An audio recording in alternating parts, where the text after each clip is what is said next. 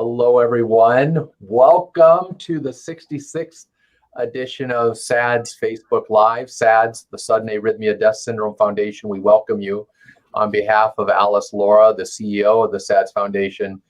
It's great to be with you. I'm Mike Ackerman. Some of you might know I'm a genetic cardiologist at the Mayo Clinic, director of Mayo Clinic's Winland Smith Rice Genetic Heart Rhythm Clinic, and director of the Winland Smith Rice Sudden Death Genomics Laboratory. I've had the privilege of serving alongside Alice as president of the board for many years now, and we've been together, you and I, for 66 Fridays, over a year since we've been doing this, and this is a special one. All of them are special, but today we'll be taking 90 seconds or so to recognize the families out there, those of you who are part of our family, who are celebrating or have celebrated the graduation of your loved one, your child, your sibling, your spouse, graduating from high school or college, nursing school, trade school, medical school, and beyond. And many of you sent in your graduation picture, and we're going to take a time and celebrate you.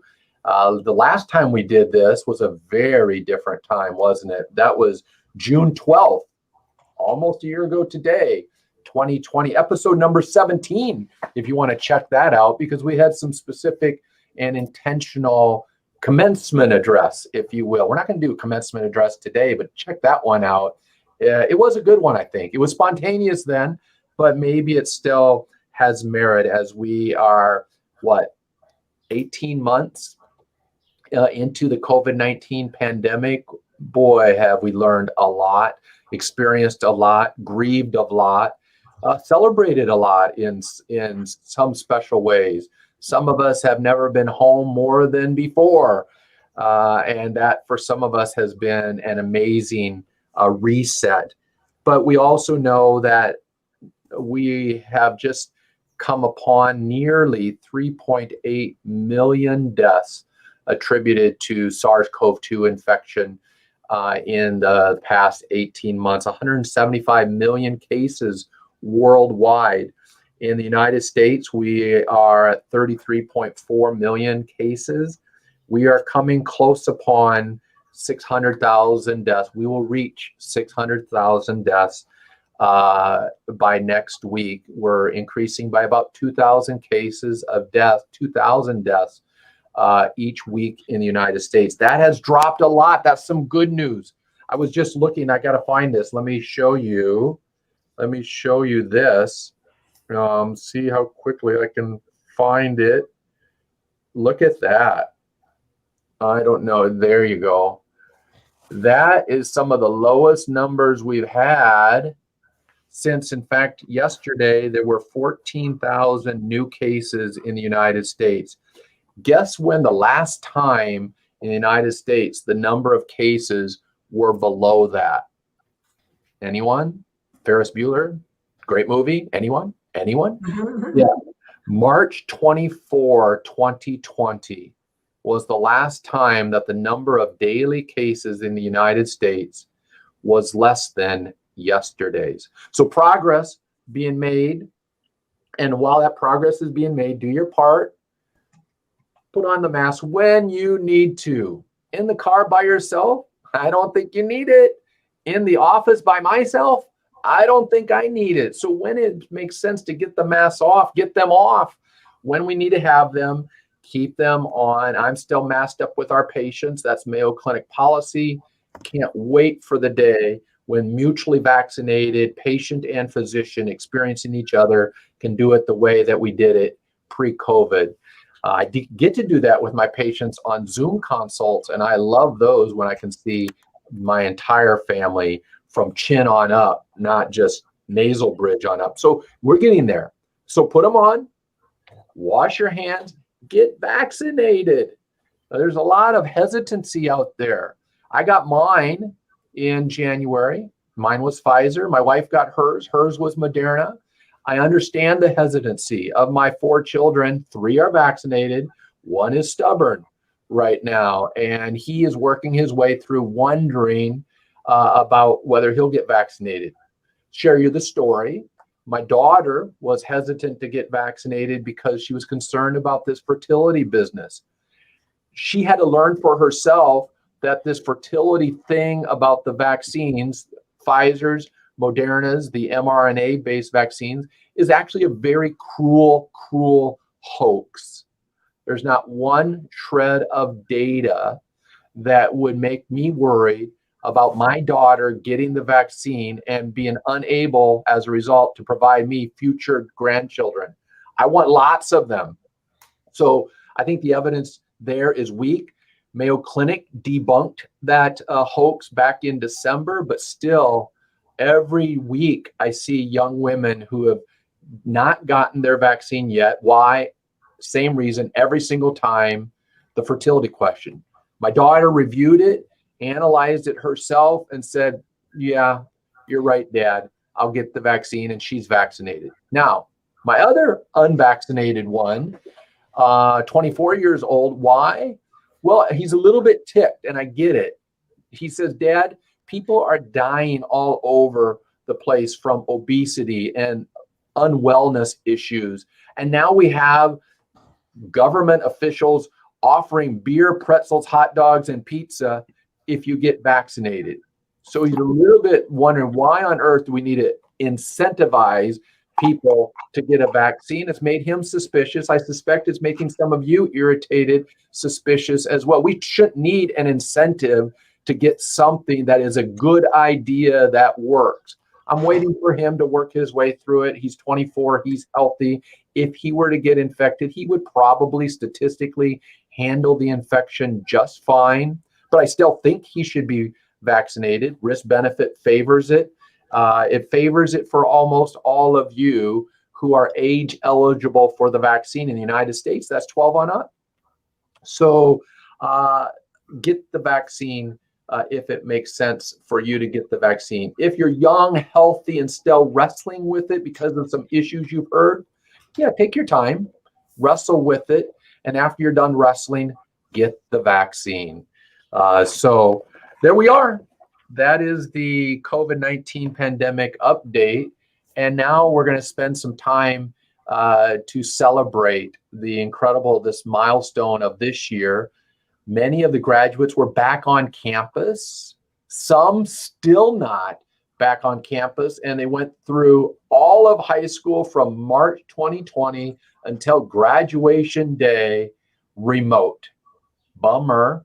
My daughter, she's one who that was her experience. What's your experience been? Have you been back on campus? How long?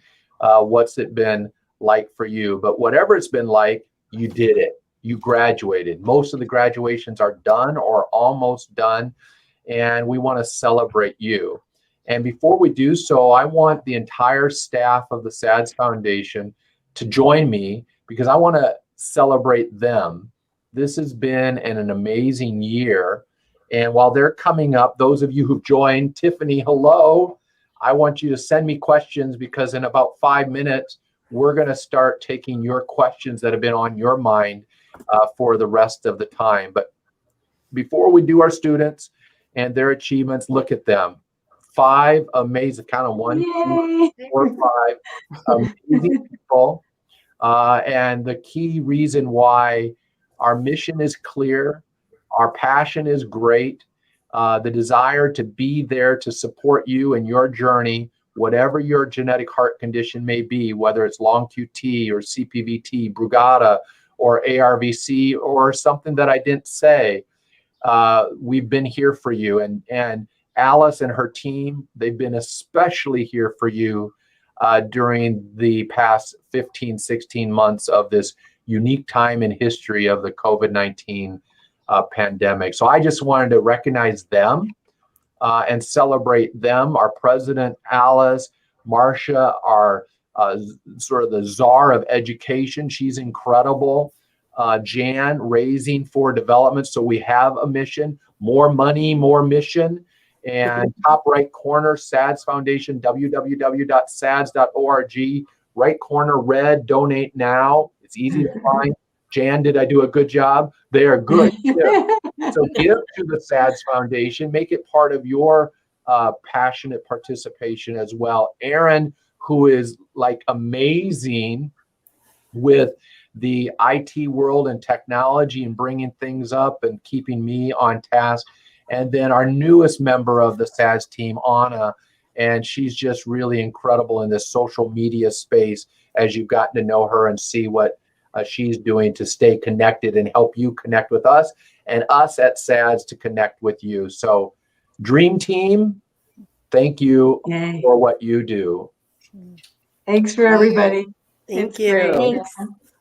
And like Carrie Morowski just joined us, and Carrie, great to have you. She says, congratulations to all the graduates. And that's a great segue.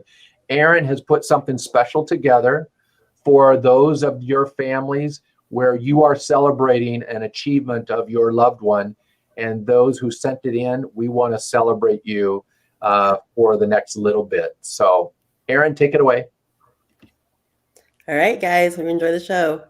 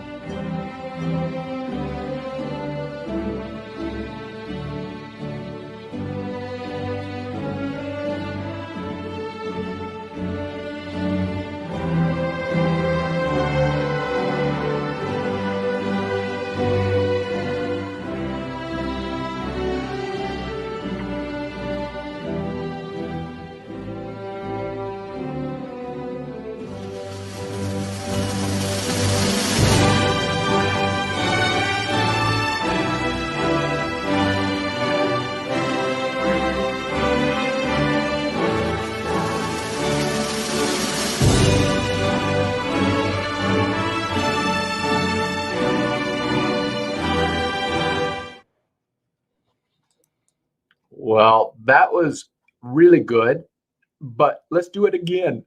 One more time, Aaron, if you can. I want to see that again.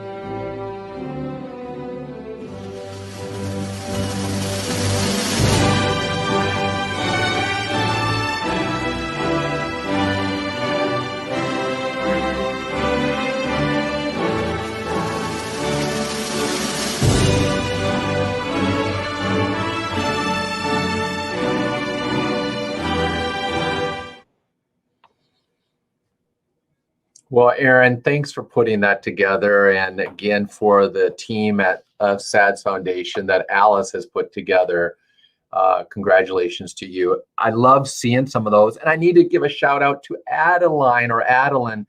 You know, I said at the beginning, celebrating high school, college, nursing school, master's, medical school. And I did not mention preschool graduation.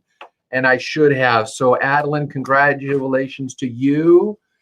Graduating from preschool, starting kindergarten. You're going to have an amazing kindergarten year. Adeline, guess what? I know the name. Remember my kindergarten teacher, believe it or not. And that was 50 years ago because I just had a birthday where you add 5 to that number. And Adeline, you know what my kindergarten teacher's name was? Mrs. Kaiser.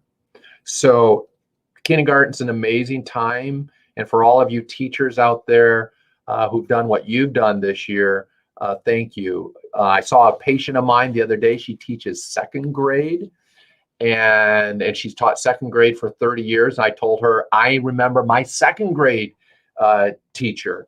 So congratulations to you, Adeline. And Jacob, boy, masters in cybersecurity. Do we need you out there? As some of you know about some of the cybersecurity attacks that have happened in the United States. Joseph, engineering, great major. My son, third son, just switched to engineering major down at Baylor University. And then Madeline, if I saw your picture correctly, I think that might have been a trombone. So you and I, if I'm right, Madeline, you and I have a connection because I played the trombone in high school marching band. I was first chair all the way until my senior year, and then I got beat by a freshman and knocked me off of the first year. But I've gotten over it. I've forgotten about that. So Madeline, if that was a yep, Madeline's on. Hey, Madeline. Yep. And I loved it. And so I was pretty excited when I saw what looked like a trombone there. So congratulations to all of you who graduated. Now I have to, since this is a celebration, share this, the high school graduation of my fourth and final child, my daughter, Grace. And I'm so proud of her. I love her like crazy. And Grace graduated from high school and will be heading off to Minnesota State University in Mankato for aviation and professional flight. I doubt Grace is watching right now. She's flying, but maybe when I'm long gone, somebody can point her to episode number 66 when I gave a shout out to one of the most precious people in my life. So Grace, congratulations. Well, the rest of our time is yours. And questions that you have for the next 23 minutes, and I'm going to take them as they come on. And I see that Delaney graduated from 8th grade on Monday and off to high school in the fall. So it's going to be great, Delaney. Fantastic time.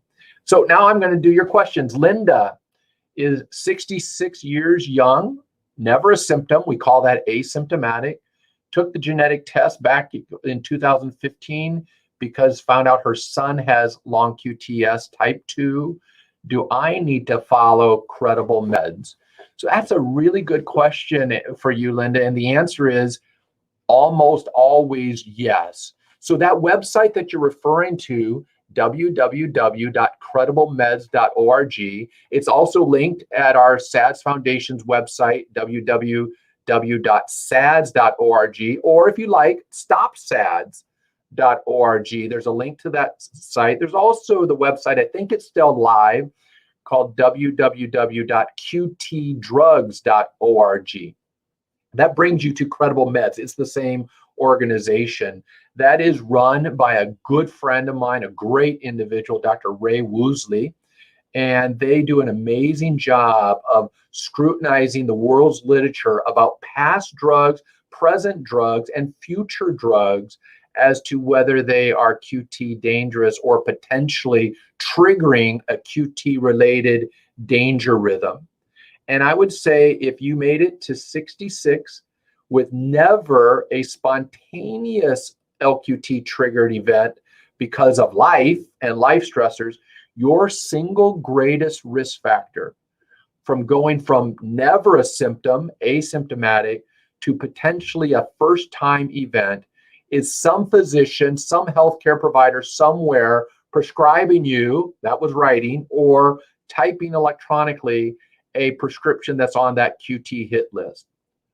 All of my adults who went from almost all, who went from never a symptom to their first, we can typically point to a QT drug violation. So that website is life-saving for you. It's really, really important. Having said that, there are times when my patient and I intentionally choose to have them treated with a medicine that's on the QT hit list. And we've chosen that the risk-benefit equation has tilted towards benefit, meaning the benefit of being treated with that medicine that's on the list outweighs the likelihood that that medicine is going to trigger or waken up the QT problem. So I don't want to say never on that list, but it should be never that you get put on a medicine on that list without your QT specialist being engaged and endorsing it, supporting it. Types of medicines that are on the list that my patients are on. Antidepressants, they're on the list. I have many long QT patients who are taking Zoloft, for example. The ADHD stimulant medicines, Ritalin, Concerta, Vyvanse, you name it, they're on it. They're on the list. I have many long QT patients with concomitant ADHD where we've chosen and decided together that the damage from not effectively treating that health issue is far greater than the possibility that that medicine might annoy their long QT syndrome. So really good question, Linda. Thanks for starting the day off with that. And let's go to the next one. Oh, sure. We have to go to now a hard one. Thanks, Michelle. What are my thoughts on the cases of myocarditis related to the COVID-19 vaccines? I know the risk and case numbers are low, but we can't help but worry about our kids who have already have rare issues. At this point, we are waiting for more longitudinal safety data, but would love to know my thoughts. That's a really good one. Let's step back a second. What do we know about the SARS-CoV-2 virus? We know that the virus has the potential through its spike protein binding to the ACE2 receptors on heart cells to hijack those receptors, gain entry into the heart. That's why there was a concern early on about viral triggered myocarditis from the COVID-19 virus, SARS-CoV-2. Turns out that was not a nothing burger, but an almost nothing burger, which is incredible when you think about the whole host. So we have evidence in the dish, and we've created some of that evidence here at Mayo Clinic that the virus can steal entry into heart cells and can damage those heart cells. But in the whole intact human being, we are fearfully and wonderfully made. And we don't see that. The myocarditis signal turned out to be really, really small. The myocarditis signal of the viral infection in athletes, really, really small, such that last season of football at the NCAA level in the United States was saved before the final word came in. Now we have the vaccine. And what you're pointing out, Michelle, is that there have been some reports, and it's in the VAERS, Vaccine Adverse Event Reporting System, of patients, more often males than the females, after their second mRNA-based vaccine, so messenger RNA, so that would be the Pfizer's and the Moderna's, of post-vaccine, post-second shot myocarditis. What do I think of that? Well, it's been reported, so I'm not denying its existence, but I think epidemiologically, socially, we are making a mistake. That's my bias into the way we're handling it. Just like I think it was a mistake for the Johnson & Johnson vaccine to get shut down for 7 days in the name of a post-J&J vaccine thrombus signal, when that thrombus signal was something like 1 in 5 million cases. That combined with this issue, it may be a real side effect, really rare side effect, is only accentuating the vaccine hesitancy that's out there. And I think it's having a potentially dangerous impact on preventing us from getting to herd immunity in the name of these very rare complications. So I knew about this. I know about this second shot possible signal. I still want my 24-year-old son who's healthy to get both shots. Pfizer 1, Pfizer 2, Moderna 1, Moderna 2. So I have no problem in telling him, I still want you to get the vaccine. The risk benefit favors it. Yes, you are young, healthy, and if you got the natural infection, you would weather it just fine in all likelihood, statistically. But I would rather take the chance of viral mediated badness from the infection and neutralize that threat almost completely with the vaccine. And in neutralizing that threat almost completely with the vaccine, I will accept a 1 in 1,000 chance, a 1 in 2,000 chance. And I don't even think it's going to end up being that high. I think it's going to be a lot lower of the vaccine itself causing a transient myocardial injury. And I think we should be calling it that rather than saying it's truly causing myocarditis. I think we're still all looking at that. Bottom line, signal is rare, 1 in 1,000 at most, and I think that's going to be overestimation. The consequences for that one person out of the 1,000 who gets the post-second shot myocardial injury thing, I think for the vast majority of them is going to be not a big deal. So when I crunch the numbers and I put things in my risk-benefit calculator, the benefit of the vaccine still clearly outweighs the risk in my mind. Love the question. Thanks for giving me a hard one on graduation celebration day, Michelle. So Dana, and we're going to still try to get back, but Michelle, that's such an important one that I'm really, really trying to get Dr. Stacy Rizza to join me for the third time. She'll be my first three-peater when we can get her to update us about all things COVID-19, and I will certainly let her weigh in. But I'm sort of repeating things that I've heard from the true COVID-19 experts. Okay. Dana, thanks. Are you prescribing Mexilotine a lot for LQT1 and LQT2 now? Just wondering if there will be more studies on it and if it stops events. Good question, Dana, about Mexilotine. So remember, Mexilotine is a medication that I like to call lidocaine-like. Its chemistry is similar to lidocaine, which we give intravenously in a very problematic long QT person who's in the midst of a lot of in-hospital chaos.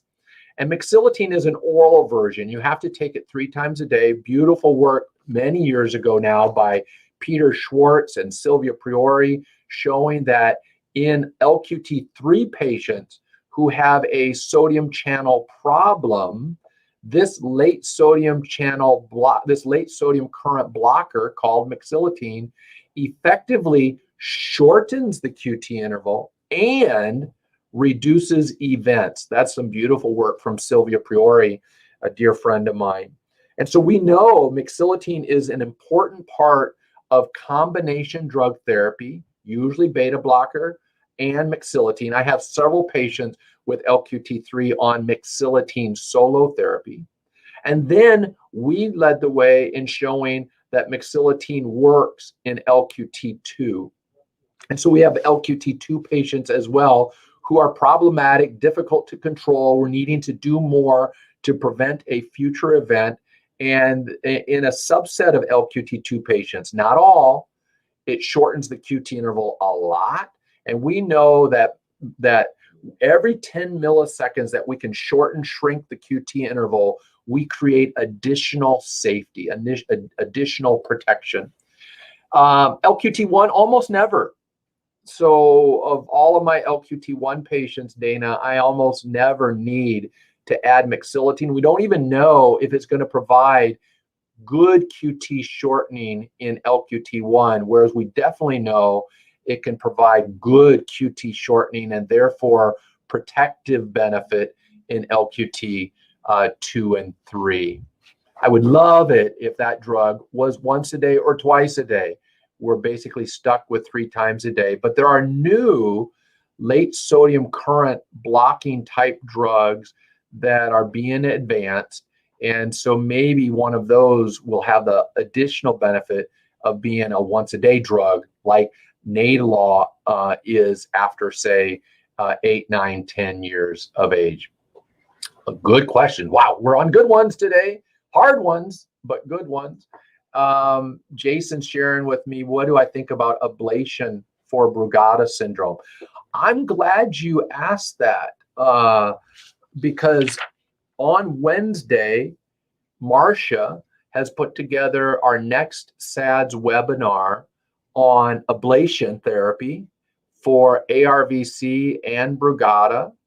And then I'll be speaking on left cardiac sympathetic denervation for long QT syndrome and CPVT. So that's Wednesday, Tuesday, or no, webinar Tuesday, June 15th at 6:30 p.m. Central Time. That's my time, 7:30 p.m. for those of you on the East Coast. And then you can do the other times accordingly. So what do we think about ablation for Brugada? This has been popularized in Italy. I think there's a role, but I don't like exactly what I'm seeing for what I would say is a bit of too much ablation too early. So if somebody has Brugada syndrome and they have an ICD because their Brugada syndrome already reared its head, and now they get a defibrillator and the defibrillator has shocked them appropriately for yet another Brugada triggered VF episode, I'm all for going in to do an ablation, typically what's called an epicardial ablation of a specific anatomy on the heart called the right ventricular outflow tract. And we know that there's definite, no doubt, therapeutic efficacy. What I'm not convinced of is whether the risk benefit favors taking a Brugada patient who's low risk, never a symptom, and doing a preemptive RVOT ablation. Not ready to, I'm not buying that yet, but let's look at the data more carefully, and we'll do that Tuesday, June 15th, with one of the ablation experts from Johns Hopkins joining me for 1 hour, whatever it is, on ablation and denervation therapy. And I see, where did the time go? 7 minutes left. Let's see, Summer, I love your question, but now I'm reading a lot. Remember, in the future, tight, short questions for me. Let's see, Summer. As you know, my daughter has Timothy syndrome, and we can talk about Timothy syndrome. Some beautiful families dealing with that incredibly rare syndrome, probably 1 in a million, 1 in 2 million individuals. And learns that the mom and dad, me and not carrying the gene, but my brother was also born with webbed toes. He's now 34, webbed feet. So also webbed feet, worried and testing for my brother and his son. Oh, okay. So that's interesting. So a couple things that we have to think about when we deal with a case like that is what happens when it sure looks like that our child has a new NU variant called a de novo variant, also called a spontaneous germline mutation. Summer's daughter tests positive for the calcium channel mutation that makes her called type 1 Timothy syndrome. They test the mother and father's blood and the DNA from the blood or the DNA from the mouthwash or the buccal swab, and mom's negative, dad's negative. That's called a new NU mutation or a de novo variant spontaneous germline mutation. Now, then comes along brother. So mom's brother, and he hasn't been called Timothy syndrome, but he has a couple of things, webbed toes. And then you start to wonder, what if this is wrong? What if this has been missed? And what could be the case here?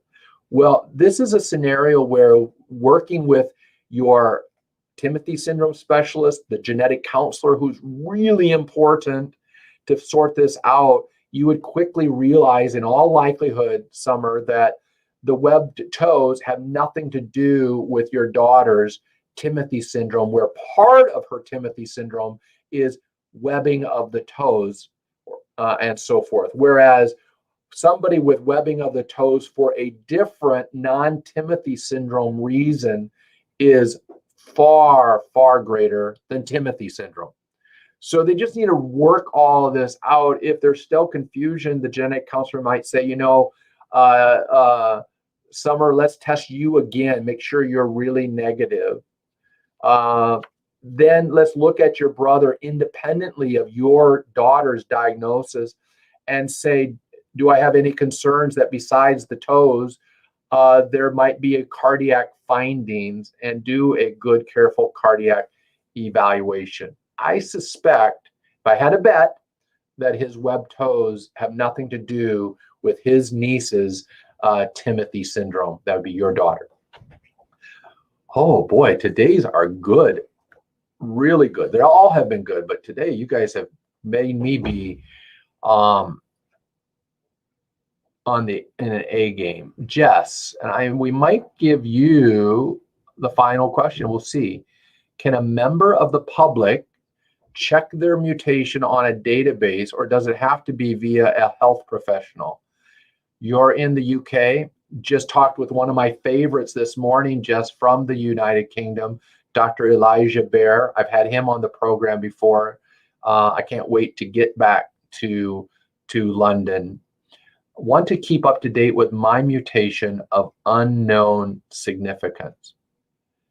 Oh, I like that. That's a really good question. So yes, as you know, when you get stuck in what I call genetic purgatory with a variant of unknown significance, first thing is, I honestly don't care what the database says. I don't even care what the genetic test company says. I need to interpret the result additionally and independently. Of course, I care what they're saying and why they graded it as what they graded it as, but I'm not beholden to their grade. In other words, I have many, many, many patients, where like that, I said, company X said it's a VUS. It's not. It is your LQT1 causative variant, or it is your CPVT1 causative variant. Because the strength of the phenotype, along with all of the informatic non-patient data, allows me to move the needle from a VUS to likely pathogenic or pathogenic. Because every variant gets graded by the American College of Medical Genetics and Genomics sort of schema in 5 grades. Benign, likely benign, purgatory, variant of uncertain significance, likely pathogenic, pathogenic.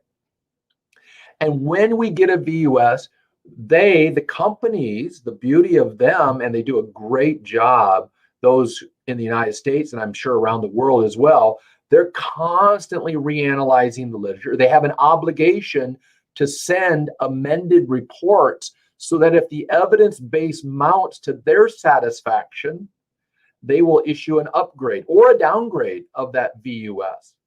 So these VUS reports don't just go out once and then disappear, and yep, that's what we called it, and we're standing by it.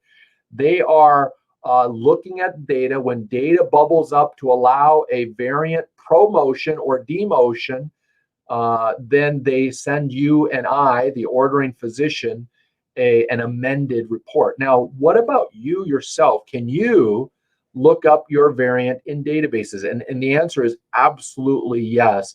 There are databases out there that you can reach into. I look into one called the Genome Aggregation Database to see how rare that variant is, called Nomad. There's another database called ClinVar that you can, CLIN VAR. And then there's another database called Varsomes, VARSOMES, I believe. And those are ways that you could be proactive to look to see, has the needle moved at all about the variant? What's the strength of evidence that has it labeled the way it's labeled, and so forth? And those are helpful, but really for me, I think the VUS issue is probably an issue that we need to do much better, because a VUS is just the starting label, and the number of patients who have been stuck in VUS land for a long time, and then I saw them, and then I unstick them and get them out of purgatory within a 90-minute evaluation based upon our knowledge and our incorporation of everything, tells us that we have confused the medical community to thinking that the grade that a genetic test company gives to the variant is the final answer. It's not. It's the starting point. And so I think I have work to do. We have work to do in the community to help physicians and healthcare teams, that if you're going to be taking care of families with these kind of genetic heart conditions, we have to do more than literacy with the genetic test result, meaning reading the report and understanding what the genetic test company wrote. We, the phenotypers, the clinicians, we need to be the decoders of that result. Many times we're going to agree completely with the genetic test company, but this is really important. It's so important, Jess, that that I'm glad you asked it. I'm glad we finished this with this question. I think we should probably at some time have a program with a genetic counselor and a genetic test company, so that you all can better understand what are we doing with this VUS issue. But we'll have to park that. We'll put that on a future one. It's a great one, and thanks for it, Jess. And I finish with thanking Jan, wishing me a happy summer, and I have to give a shout out to Carson. Carson, I saw yesterday. He just graduated from high school, heading off to Vanderbilt University, and high school graduate athlete, good athlete, competitive athlete, despite having 1 hour conditions. There's another story to come about that. It's a new day. It's really a new day for most of our families. And here at Mayo Clinic, we've been in this new day for 20 years. It's just taking other places 20 years to catch up. But Carson, congratulations. And baseball championship, state baseball championship as a starter on their baseball team. So congratulations to you, Carson. Congratulations to our preschool graduate, Adeline, and to all of you who chose to join us today. Thanks. For those of you watching it later, I'm glad you tuned in. Send it, retweet it, post it, whatever you need to do with it if it's been of value. We have the day off next Friday, so I won't see you next Friday, but let's get back together again in 2 weeks on June 25. You won't want to miss it. I'm going to be joined with Dr. Sammy Viskin from Israel, a dear friend, talking about Brugada syndrome. And if you don't want to wait 2 weeks, join Marcia and me for the webinar on ablation therapy and left cardiac sympathetic denervation, Tuesday, June 15th, 6:30 p.m. Central Standard Time. Until then, be well, everyone, and congratulations.